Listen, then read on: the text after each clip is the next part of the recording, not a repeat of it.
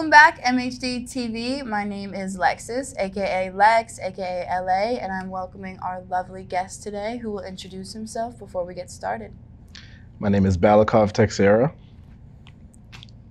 You want to give us a little information about yourself? No. All right, what about a fun fact?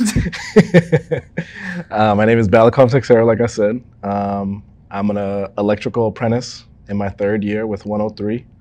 I have 3 beautiful children. Cheers. And I'm married. Beautiful. Okay. Rise and shine, it's affirmation time. So to your right, we have affirmations. On one side, it's affirmation. On the other side, it's questions. Go ahead and read your affirmation, please. I am in control of my life. Beautiful. I am able to create positive changes in my life. Does any of that resonate for you in any way? The affirmation or what it says on the question? The affirmation. Yeah, absolutely. I think that I've always kind of felt like I was in control of my life. Mm-hmm. And for the most part, obviously there's uncontrollable things, but your mindset and your actions will lead you down the path you want to be down if you, right. Set your mind to it in a serious way. Right. Like worry about the things that you can control. Don't worry about the things that are master the things you can control. I love that. When are you most happy? I find that I'm the most happy when I can give joy to others, loved ones specifically. Like there's no better feeling in the world right now than seeing my kids laugh. Oh. Like that's the best feeling in the world. All the struggles of, having toddlers. I have 3 toddlers, so, days are hard, but can only imagine making them laugh at random things. And it's the little things. It's not like the funniest moments. It's just the little sayings or something or looks or anything like that. That's when I'm the most happy. That's because kids laugh at everything, and it's for us. We should be more kid-like. Absolutely. And laugh at things. I think kids show us the keys to happiness for sure. Yeah. And we can get stuck in life, and how the unimportant things that we think are so important, but every day we just have to find joy in what we're doing and who we're around. Right, like the simple things in life. Absolutely. What's one thing about mental health that you now know that you didn't know when you were younger? I didn't know much when I was younger.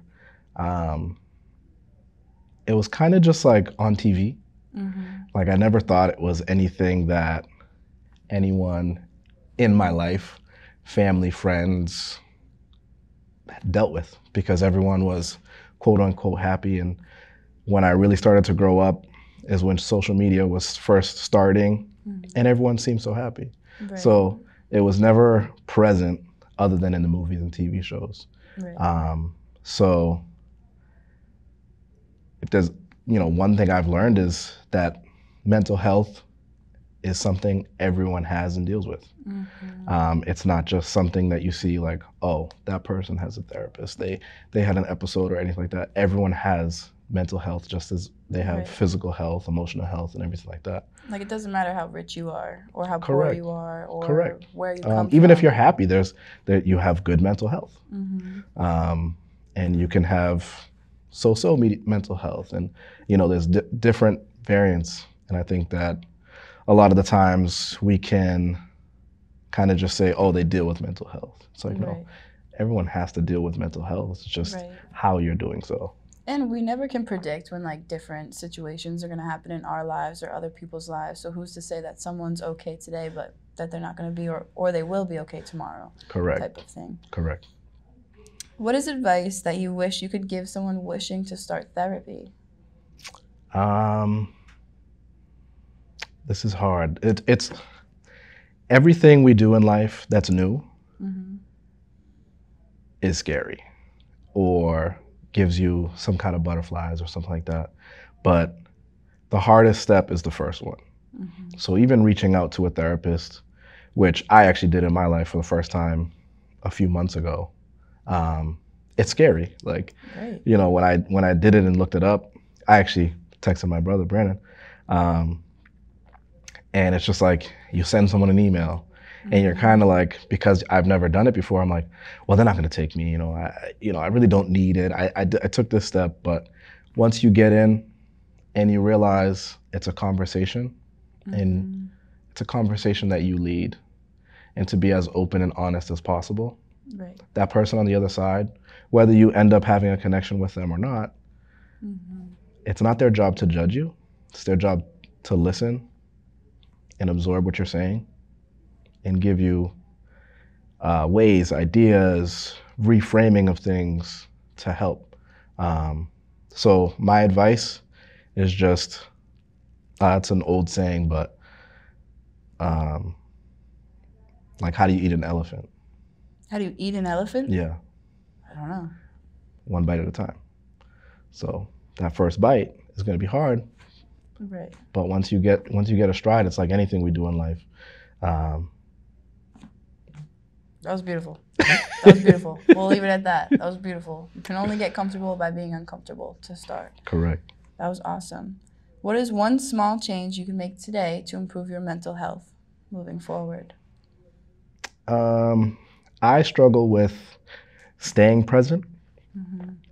So definitely maybe setting aside some white space where I'm just doing nothing. My phone isn't around. I don't have a task. Whether I'm with someone or not is just a time to kind of not exactly meditate, but I could meditate, but just white space in the day, in the calendar, in the, and just being a little more consistent just to slow my mind down, because I have a habit of problem solving things that aren't problems yet, but I know they're going to become problems. Right. And you can be in a room with me and you can feel me going, that I'm not exactly in this room. So yeah, probably some white space time. And that takes time, so that's not something that you could easily just start tomorrow if you wanted to, but you can try for at least a couple minutes a day to try to have that. Yeah. We would love a couple hours of that maybe a day. Yeah, but even just sitting outside, like on my lunch breaks, I've been trying to spend less time on my phone and just sitting outside and just watching traffic. As boring as that seems, you just watch traffic and just let the thoughts that are coming in come in and leave and everything like that. So it's been working on my 30 to 45 minute breaks during the day. So I totally feel that in every single way. I was paddleboarding the other day with my friend Cal, and I couldn't stop overthinking, and he was like, Lex, just one paddle at a time. Just think that, look at where you are, be present in the moment. Like, we're in the middle of the lake. What could you be thinking about? Yeah. One paddle at a time. Think left, go right, and just go. And I honestly felt just relief, honestly, to just think about what I was doing in that moment and just to focus on it. And having people like that in your life is important. People that can look at you and see, kind of feel actually what you're going through and just say, hey, slow down. One paddle at a time. Yep. One bite at a time. Thank you for being on the show, MHD Fam, but we know that he will be back. We do have a little gift for you. Thank you for your support and honestly just being here today, but you were amazing. Thank you. First time interviewer, could you believe? First time. Bye.